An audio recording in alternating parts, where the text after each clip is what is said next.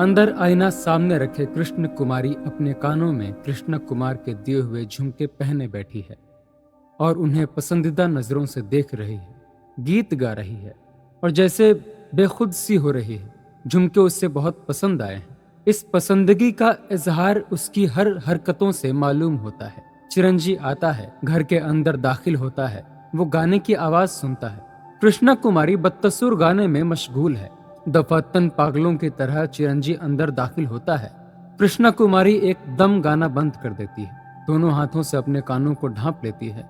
चिरंजी आगे बढ़ता है, जोर से कृष्णा कुमारी के दोनों हाथों को नीचे झटक देता है। करीब है कि झुमके को उसके कानों से नोच ले। कृष्णा कुमारी खौफजदा होकर पीछे हटती है। चिरंजी पागलों की तरह उसकी तरफ बढ़ता है और चिल्लाना शुरू कर देता है।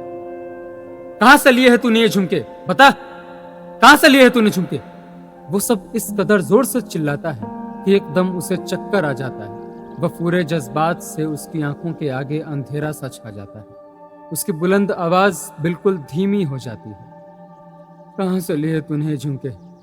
सिर को दोनों हाथों में थाम कर वो चारपाई पर बैठ जाता है। उसकी लड़की फौरन पंखा लेकर झुलाना शुरू कर देती है।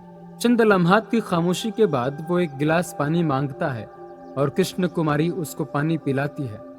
पानी पीने के बाद वो कृष्ण कुमारी से पूछता है, मुन्नी, ये झुमके तूने कहां से लिए हैं? कृष्ण कुमारी थोड़े से तवक्कुफ के बाद जरा हिम्मत से जुटाकर बोलती है, कॉलेज की एक सहेली ने दिए हैं।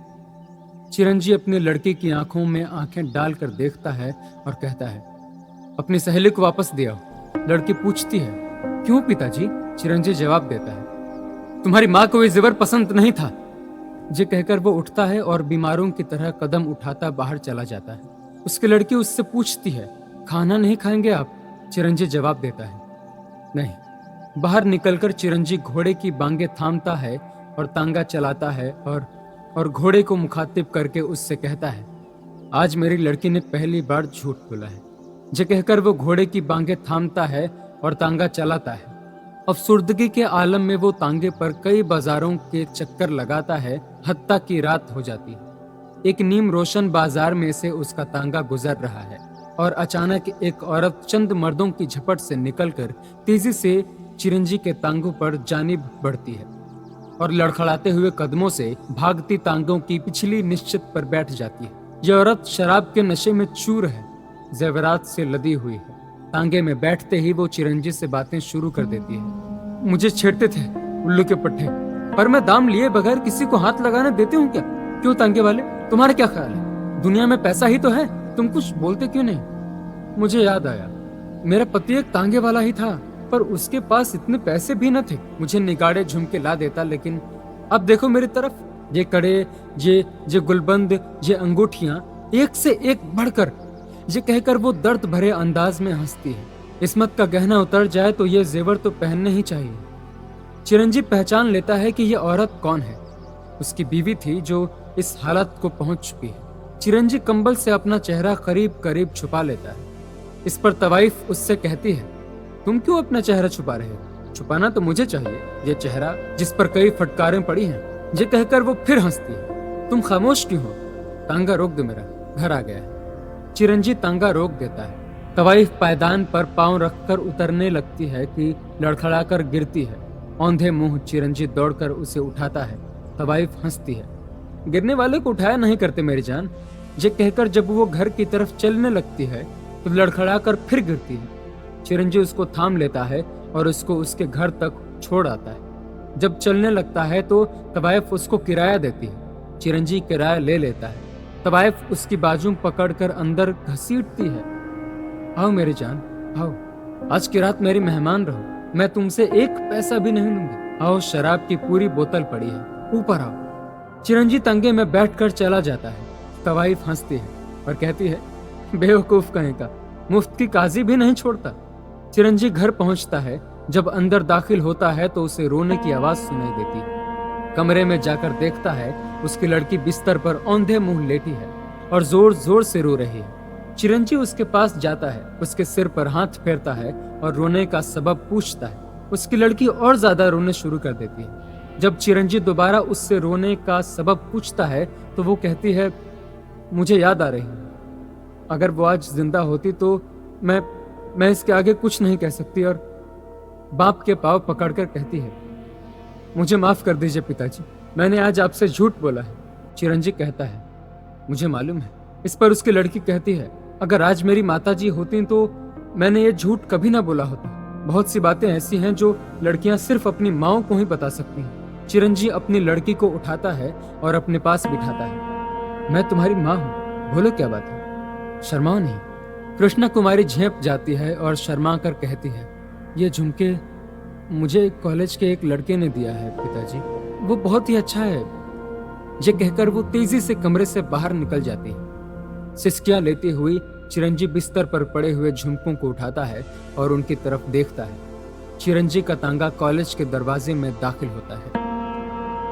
कृष्णा कुमारी अपनी किताबें लेकर नीचे उतरती है। चिरंजीव अपनी जेब से झुमकों की डिबिया निकालता है और लड़की को देकर कहता है, इसे आज वापस कर देना। कृष्णा कुमारी डिबिया लेकर खामोशी से चली जाती है। आहिस्ता आहिस्ता कदम उठाती वो कॉलेज के बगीचे की तरफ बढ़ती है। बगीचे में एक बेंच पर कृष्ण कुमार बैठा है और एक खत पढ़ रहा है।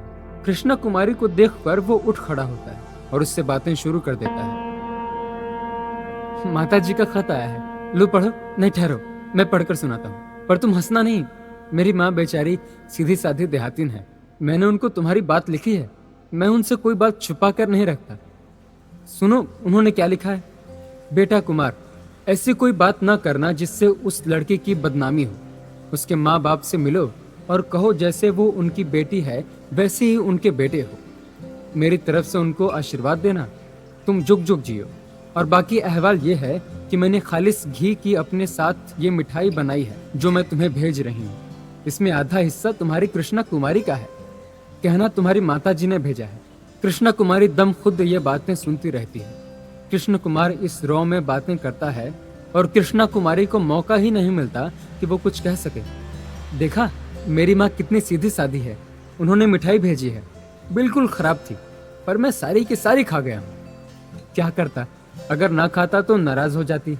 मैं भी बिल्कुल उन्हीं के जैसा हूँ। अगर तुमने उस रोज मेरा तोहफा कबूल न किया होता तो मेरा दिल टूट जाता। जाने में क्या कर बैठता। कृष्णा कुमारी कुछ कहना चाहती है मगर उसकी आवाज रूंध जाती है। झुमके वापस देना चाहती है, नहीं दे सकती। उसकी आंखों से आंसू छलक पड़ते हैं। एकदम तेजी से मुड़ती है और कृष्ण कुमार को वहीं छोड़कर चली जाती है। कृष्णा कुमारी तेजी से जा रही है कि उसकी मुठभेड़ जगदीश और सतीश से होती है। दोनों उसकी तरफ गौर से देखते हैं क्योंकि उसकी आंखें आंसुओं से लबरेज हैं। कृष्णा कुमारी चली जाती है। जगदीश और सतीश एक दूसरे की तरफ मानी खेज नजरों से देखते हुए इस तरफ बढ़ते हैं जिधर कृष्ण कुमार बैठा है। जगदीश और सतीश दोनों कुमार से मिलते हैं। जगदीश उससे कहता है, कुमार तुमने ये सब क्या गजब कर दिया है। बेचारी रो रही थी। भाई ये रोमांस अच्छा रहा, मारा वारा तो नहीं ना तुमने। कृष्ण कुमार सादा लोहे के साथ मुस्कुराता है और कहता है, एक खास बात थी। जगदीश ने उससे ये खास बात दरियाफ्त की तो कृष्ण कुमार कहता है, एक खास बात थी। जगदीश फिर उससे ये खास बात दरियाफ्त करता है। कृष्ण कुमार कहता है, भाई सब बातें तुम्हें नहीं बता सकता। कह तो दिया एक खास बात थी। ये कहकर वो चला जाता है। जगदीश और सतीश दोनों अकेले रह जाते हैं। दोनों बेंच पर बैठे जाते हैं और कृष्णा कुमारी के मुतल्लिक बातें शुरू कर देते हैं। जगदीश कहता है, मैं समझता हूँ कि फ्लर्ट है, उसको हासिल करने का सबसे बेहतर तरीका यह है कि तांगे वाले से बातचीत की जाए। वो इसके सारे भेद जानता होगा। बाहर ही बाहर मामला तय हो जाएगा और यहाँ कॉलेज में किसी को कानो कान खबर भी नहीं होगी। सतीश को ये बात पसंद आती है। चुनांचे तय ये होता है कि जगदीश तांगे वाले से बातचीत करे। चिरंजी कॉलेज के बाहर तांगे लिए खड़ा है। पास ही पान सिगरेट वाले का दुकान है जहाँ यहाँ जगदीश खड़ा है। पान वाले से पान और सिगरेट लेता है और चिरंगी की तरफ बढ़ता है। घोड़े को थपकी देता है और फिर उसकी तारीफ करता है। इस तरह वो चिरंजी से आहिस्ता आहिस्ता गुफ्तगू शुरू कर देता है। आखिर में वो बातों बातों में चिरंजी से कहता है, उस्ताद ऐश करते हो, हर रोज एक पटाखा सी लौंडिया इस तांगे पर बिठा कर लाते हो और ले जाते हो। अच्छा मैंने कहा कुछ हमारी दाल गल सकती है और उस्ताद तुम चाहो तो कुछ भी कर सकते हो। तुम्हारे दाएं हाथ का काम है। ऐसा ही एक तांगा घोड़ा बन जाएगा अगर हमारा काम हो जाए तो। चिरंजी हंसता रहता है। हम सब जानते हैं कि लौंडिया ऐसी नहीं कि हाथ न आ सके। कॉलेज में उसका एक लड़के से सिलसिला जारी है। चिरंजी अब कुछ दिलचस्प लेता है और जगदीश से चंद बातें दरियाफ्त करता है। जगदीश उसे बताता है कि उस लड़की कृष्णा कुमारी पर कॉलेज में एक लड़का जो बहुत बदमाश है डोरे डाल रहा है और उस लड़के से वो कानों के झुमके भी ले चुकी है। ये सब बातें बताने के बाद जगदीश चिरंजी से कहता है, देखो अगर उसको जेवरों का ही शौक है तो हम बढ़िया बढ़िया चीजें दे सकते हैं। तुम ये बातें अपने तौर पर उसके साथ करना, समझे। इस किस्म की चंद बातें होने के बाद ये तय होता है कि जगदीश शाम को कंपनी बाग के पास फुला फुला मुकान पर चिरंजी का इंतजार करे। जब लड़की झट मान जाने वाली है तो चिरंजी सारा मामला ठीक कर देगा। उसी रोज शाम को जगदीश मुकर्रर जगह पर पहुंच जाता है। खंभे के साथ खड़ा सिगरेट पी रहा है। इतने में ऐन वक्त पर चिरंजी का टांगा सड़क पर नमोदार होता है। चिरंजी खंभे के पास अपना तांगा रोकता है। जगदीश बहुत खुश होकर चिरंजी से कहता है, भाई बिल्कुल अंग्रेज हो, ठीक वक्त पर आ गए हो, ना एक मिनट उधर ना एक मिनट इधर। चिरंजी मुस्कुराता है और कहता है, अब आप वक्त न जाया कीजिए, मैं आपको सीधा रास्ता बता दूं। जगदीश खुश खुश तांगे में बैठ जाता है और चिरंजी को एक सिगरेट पेश करता है। तांगा चलता है। जगदीश चिरंजी के साथ लड़की की बातें करता है। तांगा मुख्तलिफ सड़कें तय करने के बाद एक वीरान सी जगह पर पहुंचता है। चिरंजी बागें खींचकर घोड़ा ठहराता है। बड़े इत्मीनान से अपना कंबल और पगड़ी उतारता है। अगली निश्चित पर रास्ता है और अस्तीने छुट्टी कर जगदीश से कहता है, आइए आपकी लड़की से मुलाकात करा दूं। जगदीश चिरंजी की तरफ शक की नजरों से देखता है, मगर चिरंजी उसका बाजू पकड़ता है और खींचकर झाड़ियों के पीछे ले जाता है। चंद लम्हों के बाद जगदीश का हेड उछलता सड़क पर आ गिरता है। कॉलेज का हॉस्टल, जगदीश का कमरा। बाहर दरवाजे पर जगदीश पर नाम पीतल के बोर्ड पर लिखा हुआ है। सतीश आता है और दरवाजे पर दस्तक देता है। दरवाजा खुलता है। सतीश अंदर दाखिल होता है। क्या देखता है कि जगदीश का सर मुंह सूजा हुआ है और कई पट्टियां उसके जिस्म पर बंधी हैं। सतीश उससे पूछता है, ये क्या हो गया तुम्हें? जगदीश उसे कुर्सी पर बिठाता है और सारा किस्सा सुनाता है। भाई ये तो बरसों की वर्जिश काम आ गई, वरना बंदे का तो कल काम तमाम हो जाएगा। मैंने तांगे वाले से तमाम मामला तय कर लिया। चुनांचे वो मुझे कंपनी बाग में मिला। लड़की वहां मौजूद थी, उससे बातें भी हुई, लेकिन सतीश के हमराह वहां 3-4 और चाहने वाले आ गए। मुझे उसके साथ देखकर जल ही गए। उनमें से एक ने मुझ पर कोई रिमार्क्स कसा। लड़की मेरे साथ थी। मैंने दिल में कहा कि जगदीश यहाँ खामोश नहीं रहना चाहिए। चुनांचे मैं उठा और एक ऐसा घूंसा उस साले के ठोड़ी के नीचे जमाया कि दिन को तारे ही नजर आ गए। बस फिर क्या था, बकायदा जंग शुरू हो गई। चारों मुझ पर पिल पड़े, मगर सतीश, मैंने वो भी हाथ दिखाया कि याद ही करते होंगे। एक एक को फर्श करके रख दिया। कुछ चाटें भी आ गई। साथ वाले कमरे में ये सब बातें कृष्ण कुमार सुनता है, क्योंकि दोनों कमरों के दरमियान लकड़ी का एक पर्दा है जो ऊपर से खाली है। सतीश जगदीश की सब बातें सुनकर कहता है और जवाब देता है, भाई ऐसे मौके पर कौन किसकी मदद करता है? तुम क्या बच्चों ऐसी बातें कर रहे हो? इतने में जगदीश के कमरे का दरवाजा खुलता है और कृष्ण कुमार गुस्से में भरा हुआ दाखिल होता है। जगदीश से कहता है, तुमने जो कुछ कहा है झूठ है। तुम एक शरीफ लड़की पर बेतहान बंध रहे हो। जगदीश सुनता है और कहता है, मेरा कचूमर निकल गया है और तुम कहते हो बेतहान बांध रहा हूं। यकीन नहीं होता तो तांगे वाले से पूछ लो जो मुझे ले गया था। गुस्से में आकर चूंकि उसकी महबूबा की इज्जत पर हमला किया गया है, कृष्णा कुमारी जोर से एक चांटा जगदीश के मुंह पर मारता है और कहता है, ये बकवास मत करो। लेकिन फौरन ही उसे अपनी गलती का एहसास होता है। मुझे माफ कर दो जगदीश, ये चांटा तुम्हारे मुंह पर नहीं, उस तांगे वाले के मुंह पर मारना चाहिए था जो उसकी जिंदगी तबाह कर रहा है। ये कहकर चला जाता है। कृष्ण कुमार अपने कमरे में आता है, मेज पर बैठता है, कागज लेकर खत लिखना शुरू कर देता है, मगर चंद सतरें लिखकर कागज फाड़ देता है। कुर्सी पर से उठ खड़ा होता है। कमरे में इज्जतराब के साथ इधर उधर जोर से टहलता है। सामने खूंटी पर अपना सूट देखता है, उसे उतार कर अपने पैरों में रौंद देता है। कुछ समझ में नहीं आता तो पलंग पर औंधे मुंह लेट जाता है। फिर उठकर खड़ा होता है और खिड़की के पास जाकर दर्द भरी धुन में कोई गीत गाता है। चिरंजी खाना खा रहा है। पास ही उसकी लड़की बैठी है।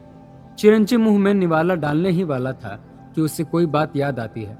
चुनांचे वो अपनी लड़की से पूछता है, मुन्नी, तुमने झुमके वापस किए? कृष्ण कुमारी झूठ नहीं बोलती। पिताजी, मैं उसको वापस देने गई पर दे न सकी। चिरंजी निवाला वहीं थाल में रख देता है और पूछता है, क्यों? कृष्णा कुमारी की आंखों में आंसू आ जाते हैं। वो सिर्फ इतना कह सकती है, मुझे मालूम नहीं। चिरंजी उठ खड़ा होता है और खाना खाए बगैर वहां से चला जाता है। एक आदमी ऐनक लगाए डेस्क के साथ बैठा है। चिरंजी से कहता है, यहाँ अंगूठा लगाओ। चिरंजी अपना अंगूठा आगे बढ़ा देता है। उस पर वो आदमी स्याही लगाता है और पकड़कर कागज पर जमा कर देता है। अंगूठा लगाने के बाद वो डेस्क पर नोट निकालता है और चिरंजी के हवाले कर देता है। चिरंजी नोट निकालकर बाहर निकालता है। बाहर एक शेड के नीचे उसका एक तांगा घोड़ा खड़ा है। चिरंजी अपने अंगूठे की स्याही देखता उसकी जानिब बढ़ाता है। एक हाथ में उसने नोट पकड़े हुए हैं। आहिस्ता आहिस्ता घोड़े के पास जाता है और उसकी पीठ पर हाथ फेर कर गुलोगिर आवाज में कहता है, बेच आया हूं तुझे दोस्त, ये देख अपनी कीमत। ये कहकर वो घोड़े के मुंह के आगे अपना वो हाथ फैला देता है जिसमें नोट है। उसकी आंखों में आंसू हैं। लोग अपना ईमान बेचते हैं, मैं तुझे बेच रहा हूं, जो कि मेरा तू सच्चा दोस्त है। आवाज चिरंजी के गले में रूंध जाती है। तू बोल नहीं सकता। अगर तेरी जबान होती तो मैं तेरे मुंह से सुने बगैर कभी ना जाता कि चिरंजी तू झूठा है, मतलबी है, दगाबाज है।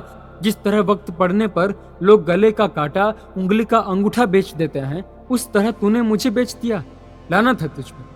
ये कहकर वो अपना अंगूठा देखता है और घोड़े से कहता है, यह स्याही देखा तुमने? इस सौदे की कालिक है, मगर मैं तेरे साथ क्यों बातें कर रहा हूं? अब तू मेरा नहीं, मुझे तुझ पर कोई हक नहीं रहा। आखिरी बार चिरंजी मुंह परे करके घोड़े की पीठ पर थप्पी देता है और तेज कदमों से बाहर चला जाता है। रात का वक्त है। चिरंजी कंबल ओढ़े पैदल चला जा रहा है। रास्ते में एक तांगे वाला अपना तांगा ठहरा कर उससे पूछता है, आज तांगा घोड़ा नहीं लाए? चिरंजी जवाब नहीं देता। आज नहीं लाया, मेरी तबीयत अच्छी नहीं है। ये कहकर वो चलना शुरू कर देता है। घर में चिरंजी की लड़की कृष्णा कुमारी लालटेन जलाए इंतजार कर रही है। कभी उठती है, कभी बैठती है, उसे किसी पहलू चैन नहीं मिलता। इतने में दरवाजे पर दस्तक होती है। वो उठकर दरवाजा खोलती है। चिरंजी अंदर दाखिल होता है। कृष्णा कुमारी उससे पूछती है, पिताजी आज आप इतनी देर से आए हैं, कहाँ चले गए थे? चिरंजी अपने कंबल से पोटली निकालता है और इसे खोलकर अपनी लड़की को देता है। ये जेवर लाने गया था तेरे लिए। मुझे शौक जो है इनका, अब तो तेरा दिल नहीं ललचाएगा ना? तू कहेगी तो मैं ऐसे और जेवर भी ला दूंगा, अपने आप को भी बेच डालूंगा, तेरे दिल में ललचाहट पैदा न होने दूंगा। कृष्णा कुमारी कभी जेवर की तरफ देखती है तो कभी अपने बाप की तरफ। आखिर में कहती है, कोई चीज बेची है आपने ये गहने खरीदने के लिए? अगर आपने ऐसा किया है तो सख्त गलती की है। ये कहते हुए उसके हाथों से जेवर फर्श पर गिर पड़ते हैं। पिताजी, मैंने कभी इन चीजों की ललचाई हुई नजरों से नहीं देखा। ये आपको कैसे मालूम हुआ कि मुझे इन चीजों का शौक है? चिरंजी उससे कहता है, तूने वो झुमके वापस क्यों नहीं किए? कृष्णा कुमारी की आंखों में आंसू आ जाते हैं। काश मेरी माताजी जिंदा होती तो मेरी बात समझ सकती। क्या आप समझते हैं कि मैं सोने चांदी के लिए अपने आप को बेच दूंगी? आपने मुझे तालीम दी है, मेरे कदम मजबूत किए हैं पिताजी। मैं आपकी बेटी हूं, आपने मेरा नहीं अपना अपमान किया है। ये कहकर वो रोती रोती पास खड़े हुए संदूक से झुमकों की डिब्बियां निकालती है और अपने बाप को देकर कहती है, लीजिए ये झुमके, जिसने मुझे दिए थे उसको आप ही वापस दे आइए। अगर आप कहेंगे तो मैं उसकी याद को भी अपने दिल से बाहर निकाल कर रख दूंगी। ये कहकर वो रोती हुई दूसरे कमरे में चली जाती है। चिरंजी फर्श पर पड़े हुए जेवरों की तरफ देखना शुरू कर देता है।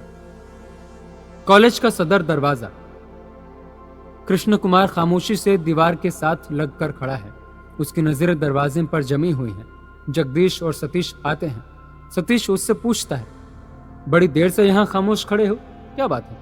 कृष्ण कुमार एक अज़म के साथ जवाब देता है, उस बदमाश तांगे वाले का इंतजार कर रहा हूं। आज उसको ऐसा सबक सिखाऊंगा कि सारी उम्र याद रखेगा।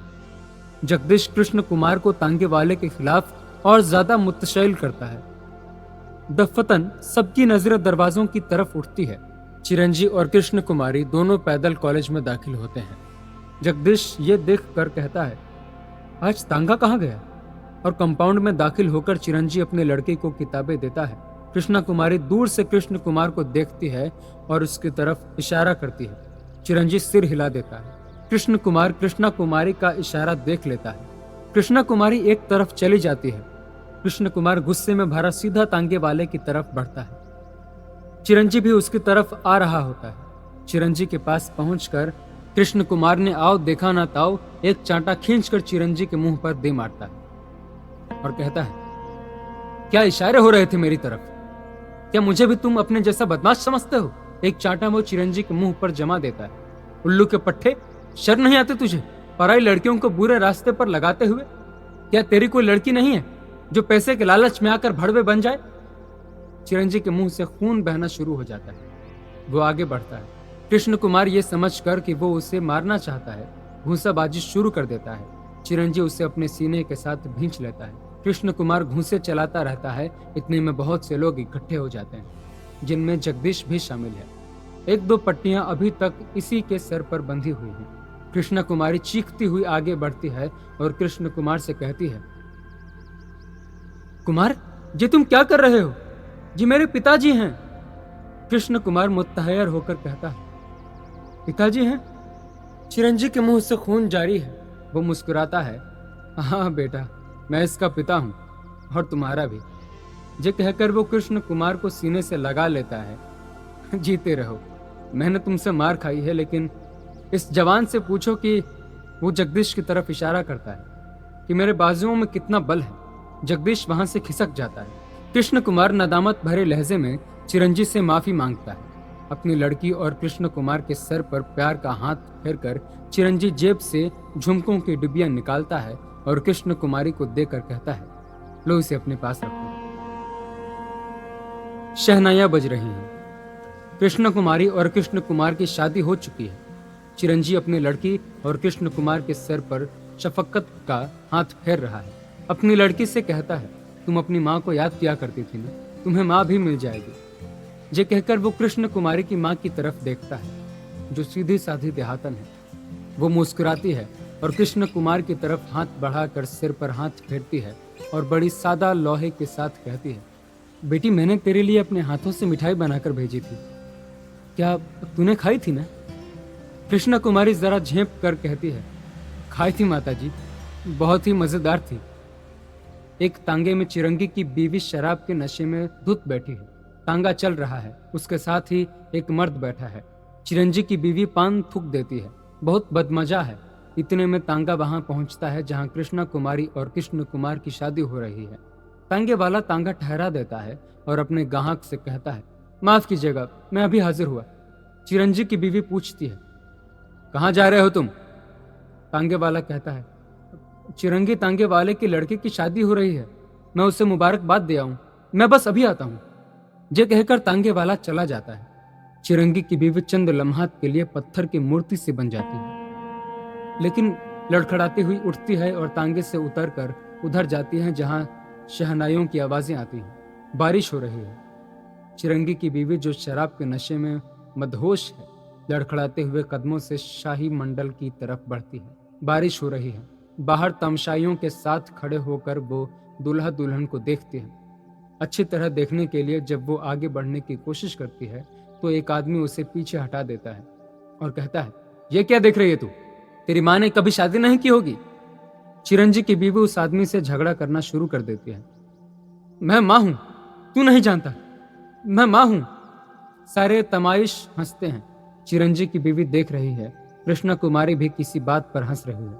चिरंजी की बीवी की ममता जाग उठती है। वो चिल्लाना शुरू कर देती है, मुझे अंदर जाने दो, मुझे अंदर जाने दो। कुछ गड़बड़ होती है। इतने में चिरंगी बाहर निकलता है और अपनी बीवी के पास आ जाता है और उससे कहता है, क्या चाहती हो? तो चिरंजी की बीवी कहती है, अपनी लड़की से मिलना चाहती हूँ। चिरंजी कहता है, आओ मैं तुम्हें उससे मिला देता हूँ। ये कहकर वो उसे एक तरफ ले जाता है जहां उसका तांगा खड़ा है। चिरंजी उसे तांगे के तले ले जाता है। चिरंजी उसे तांगे पर बिठाकर तांगा चलाना शुरू करता है। तांगा चलता जा रहा है। चिरंजी की बीवी शराब के नशे में चिरंजी से बार बार पूछती है, मुझे मेरी बेटी से मिलाओ, मुझे मेरी बेटी से मिलाओ, मैं उसकी माँ हूँ, मैं उसे एक तोहफा देना चाहती हूँ। चिरंजी खामोश रहता है। तांगे की रफ्तार तेज होती रहती है। एक बार तंग आकर वो चिरंजी से पूछती है, कहाँ ले जा रहे हो मुझे? चिरंजी जवाब देता है, जहां पति और पत्नी को जाना चाहिए। घोड़ा सिर पर दौड़ता है और खाई में जाकर गिर जाता है। तांगे के पुर्जे पुर्जे उड़ जाते हैं। खाई के नीचे चिरंजी और उसकी माँ बीवी पड़े हैं और दोनों बुरी तरह जख्मी हुए हैं। चिरंजी मर चुका है, मगर उसकी बीवी अभी भी जिंदा है। वो अपनी आंखें खोलती है। उसे अपनी जवानी का वो दिन याद आता है जब झुमके पहने गा रही थी। वो जवान है और झुमके अपने कानों में देख देख कर खुश हो रही है और गा रही है। अपनी बच्ची को आवाज दे रही है और कहती है, मुन्नी मुन्नी, आ तुझे मैं एक चीज दिखाऊं। उसकी बंद मुट्ठी खुलती है और उसके हथेली पर वही झुमके नजर आते हैं जो चिरंजी उसी के लिए लाया था।